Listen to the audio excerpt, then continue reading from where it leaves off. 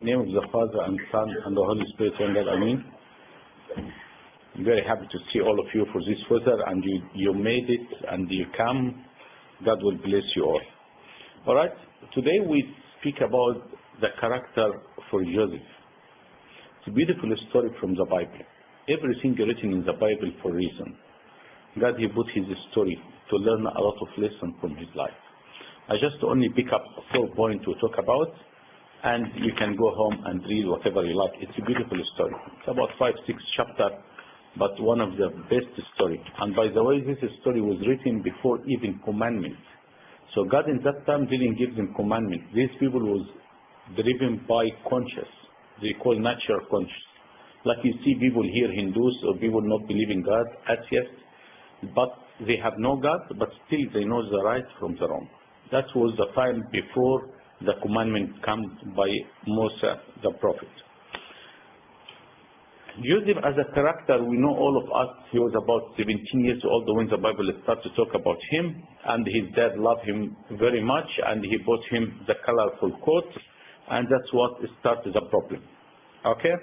And after he started his story going on and on, his brother jealous from him, and they started to throw him in the water den, and after this they sold it to Ismailite and took him to Egypt.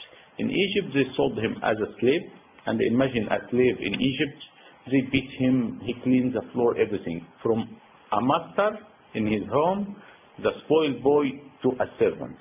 After this he was honest with God, and instead of he get reward, he's thrown in jail.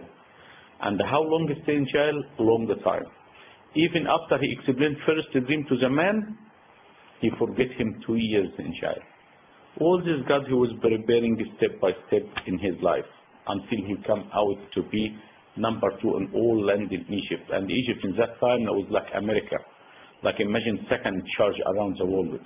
Because every country hungry, and the only country have food in that time was Egypt.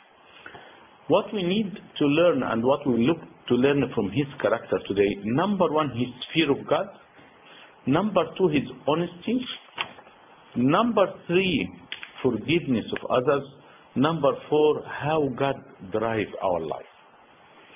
Number 1, his fear of God. Imagine, like I said before, there is no commandment. God did not tell him, don't do adultery, don't do this or that. He sold as a slave. His brothers threw him, and he was crying, tell them, get me out of here. And he doesn't want to get him out. And they took him, sell him as a slave, and all this he's innocent.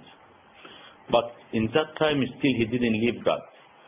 His master wife asked him to lie with her, and asked him every day, and he refused and refused and refused. He can say, where is God? If God exists, why is this done to me? If God really exists, why I sold as a slave? I can do the sin, there is no God. No, but he was honest to his God. He feared God more than anyone. He feared God more than anyone. That's why he said his verse, the very famous, how then can I do this great wickedness, sin and a sin against God? And the very nice part from chapter 39, verse 7 to 15, when he explained the wife of his master asked him to lie with her many times, and he escaped. And they escaped. Because he was innocent, even he didn't get reward. What happened to him? The master, he threw him in jail. So number 1, his fear of God. Fear of God, very important.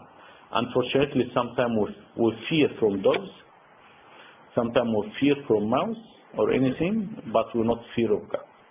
If we believe God, he can see us and watch us, there's a lot of stuff before we do.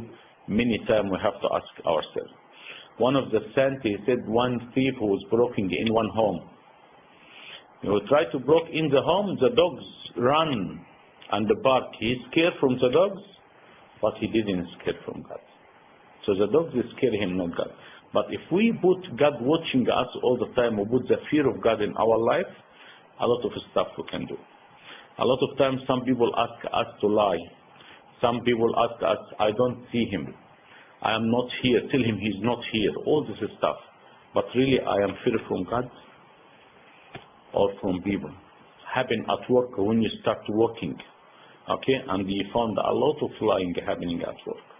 Just tell them, I was sick today and take 1 day sick. Or do this, come late and sign for what time, or a lot of stuff. But really we fear God or we fear people. One of the monkeys named Ambatha, he stayed in the wilderness for 60 years. The devil was tempted him a lot by adultery. A lot, until he gave up.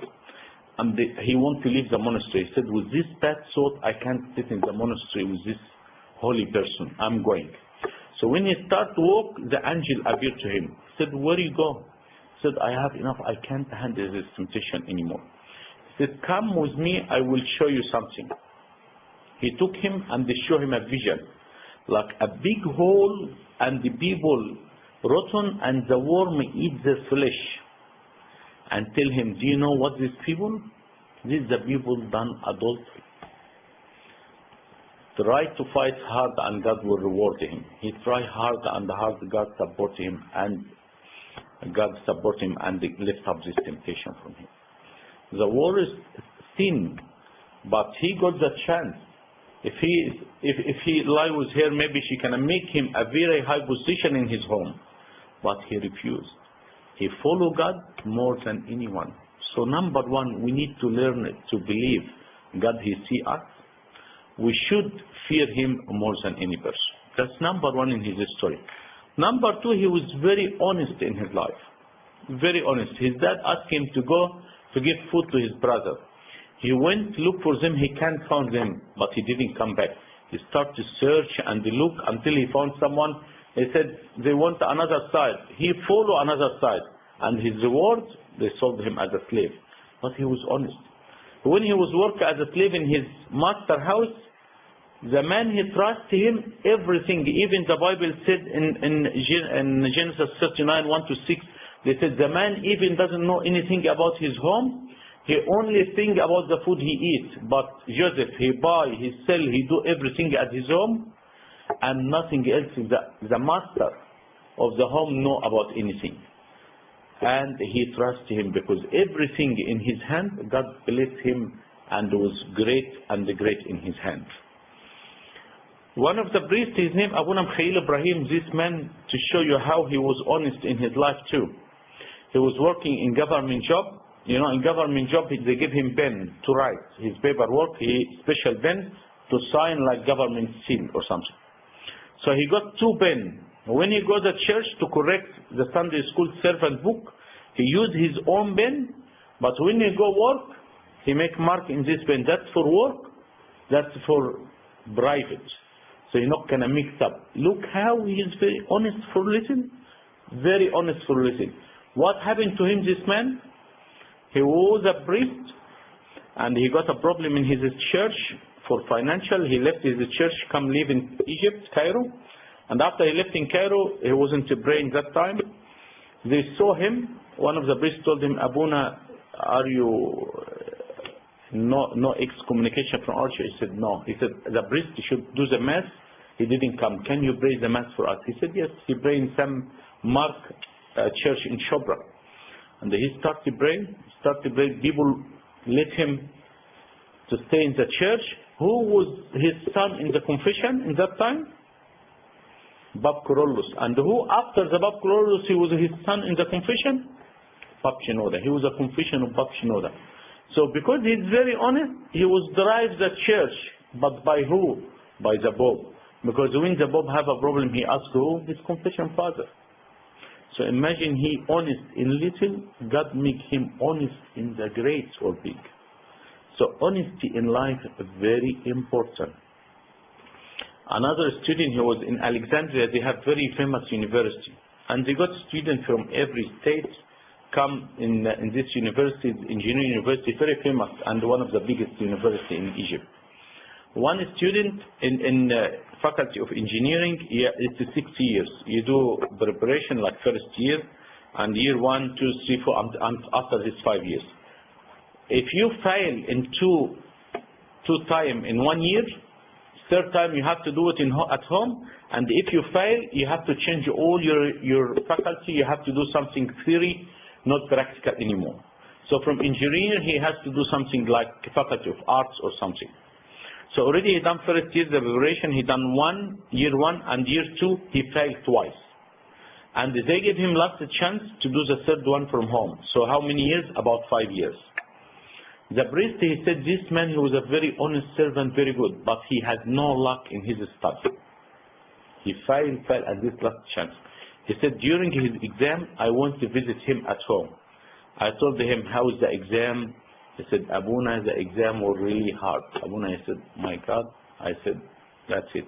He will get out of the university. He said, Abuna, I said, if the exam very hard, at least you write something, they consider that hard for everyone. He said, but who was the head of the, looking after the class, we have the exam, was the one he write the exam.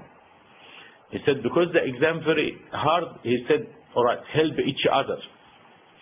Abuna, I found there's a lot of noise in the, in the exam. I don't like it. I write all what I want, I know, and I try to leave after half time.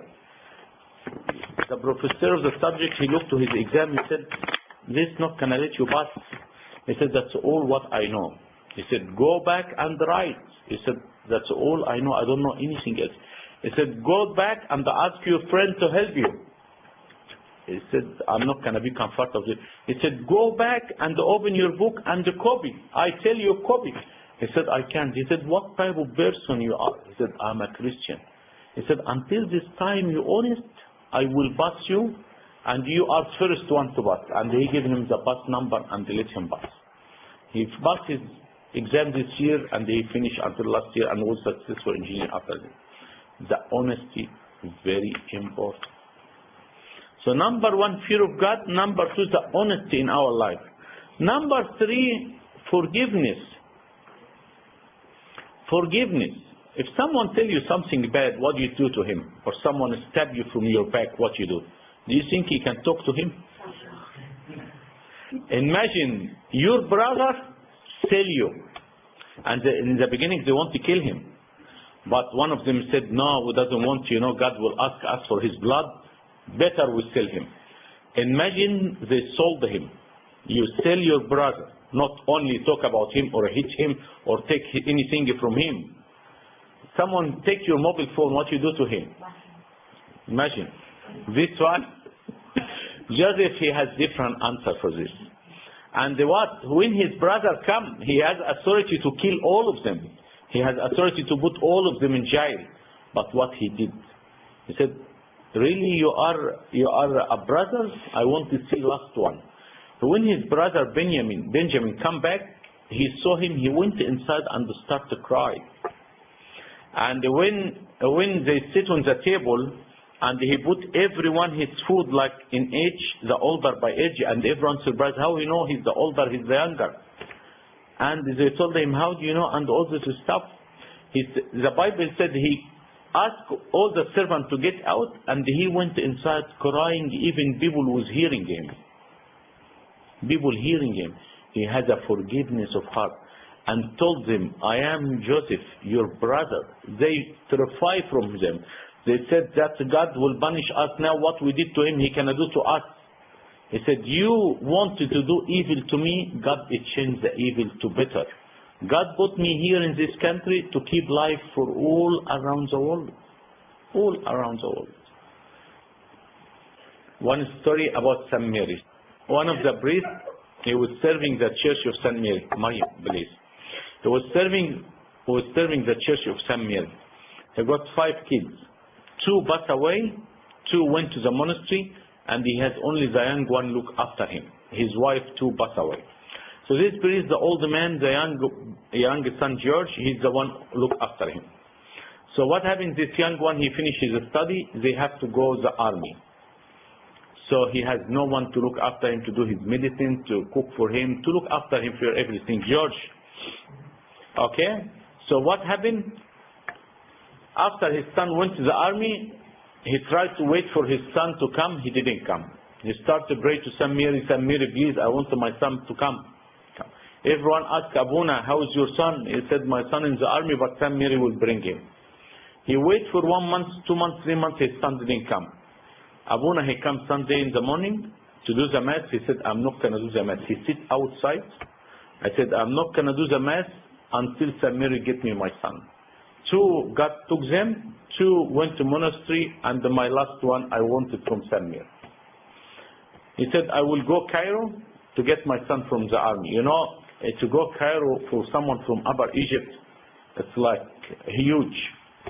And he went to the area for people to go to the army. It's like you talk about 20,000-30,000 people, army, enough kind of thing. So he started to cry, I want to my son, I want to my son. Someone, he told Abuna, you can't find him, he can't do this. His name not here, it must be he went to different area because the army is around the border of Egypt. So went outside the area for people to go to the army and they started to cry in the street. St. Mary, I want my son. He found a lady who was close, Rab was close, and they come sit with him. She said, all the men, why you crying? He said, I haven't got time to think. I haven't got time to talk. I doesn't want to talk anymore. She told him, just tell me, maybe I help you.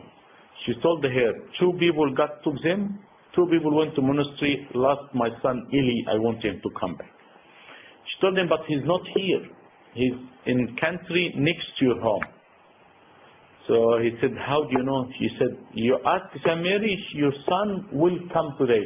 Go back to your church, you found your son. But I want you to tell you something, you never close my church door. You have to do the mass all the time in my church. And when I start to realize this lady, she know a lot. How she know? She from Cairo, how she know he didn't pray the mass? He looked to her, she found her disappear. He go back his Upper Egypt, he found his son waiting for him in the train station, and his army was in the same city. So St. Mary, she has a mercy, a beautiful heart when people ask her for any intercession. So number 1, we learn from Joseph, his fear of God. Number 2, his honesty. Number 3, forgiveness of others. She forgave for the priest. He closed the church. Definitely no one allowed to close the church and not doing the mass. Number 4, we have to know everything God do in our life for good. Everything for good. Maybe Joseph in that time he will ask God, God, where are you? I was honest, you threw me in jail. Even in jail he asked the man, remember the dream? The man, he was having 3 levels of basket of bread, and they told him after 3 days they will kill you. And another one, the cupbearer, he had 3 grapes and he dreamed about to give the drink again to the king. After 3 days he told him, the king will ask you to come back to your job, but if you went back, don't forget me, because tell him I am an innocent person and I want to jail. It's injustice here. So, and the Bible said the man, he forgot him for another 2 years. But all this one, God prepares the right time. If Joseph, the spoiled boy, they can put him second in charge in the whole Egypt, and they still a spoiled boy, do you think he can run it correctly? No. That he wants to make him strong, and strong, and strong. That's why sometimes we found we have a lot of trouble, and we think God, he not with us. Or we think God, he forgot us. But God, the more trouble you have, the more God close to you. Do you remember the footsteps? Yeah. What happened in the footsteps? You found he four step prints in the floor, in the ground. But little bit when the hardship come, you found 2 only. Because when hardship come, God, he will lift you. So any problem in our life, you know, it's all for our God. He wants to teach you temptation. And they teach you have patience. God, maybe he wants you to be better and stronger. God, he wants you to be stronger. And God, he wants you to have patience in your life. All this one. Always look to the end of the story, not the beginning of the story. If we look to Joseph from the beginning of the story, it was very hard and tough. And everyone can ask, where is God? Someone honest, he didn't do anything wrong, he go jail, he done this. But end of the story, he was second in charge as a king. He gave him his ring. You know what's meant to give him his ring? This ring was his signature. So no any official document to be announced or to be out until the king is sealed. And who wearing the ring was Joseph. So any paperwork to be official on the country, after Joseph agreed and signed, and on this time, every country around the world coming to buy food from Egypt, and who was controlling all this was Joseph. So everything in our life for good of us. So number one, his fear of God. Number two, his honesty. Number three, forgiveness of others.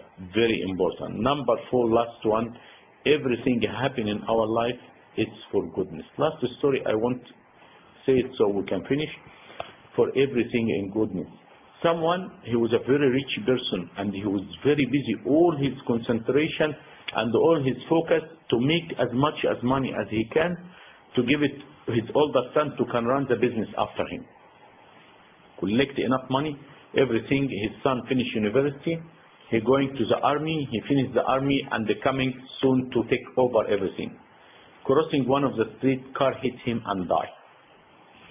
Everyone talk to him, everything for the good of your say, everything for the good, but wait and see why this happened. And he started complaining, God, why you do this to us? God, my son, he didn't do anything wrong. God and God. The priest was talking to him, the priest told him, maybe we will not understand now, but later on. This temptation, after he found everything, it's not staying. Whatever money you have, it's not going to bring someone back to life. Whatever money you have, they never can make you happy anymore. He started slowly come to the church. Start to sit in the back and hear explanation of the Bible. He give some time to himself and start to read the Bible. Come committed in the church and come regular. He start to serve in the church. He start love the church. He start to be connected to the church all the time. The church have shortage with servants. They want to consecrate its servant. Everyone agrees this person to be a priest, and they ordained him as a priest, and he was serving in the church and was very successful in the church. So again, if this not happened to his son went to heaven, he was a good man. If this not happened to his son, maybe he be lost. He collected money until he died, and he ended with the rich man in the hell. But God, he did this temptation for him, because end of the tunnel, God, he wants all of us in the heaven with him. So all was in good. If you leave your life in God's hands and you follow his commandments, he does the best in your life. Glory be to God forever and ever. Amen. Any question? Thank you very much. God bless you all and pray.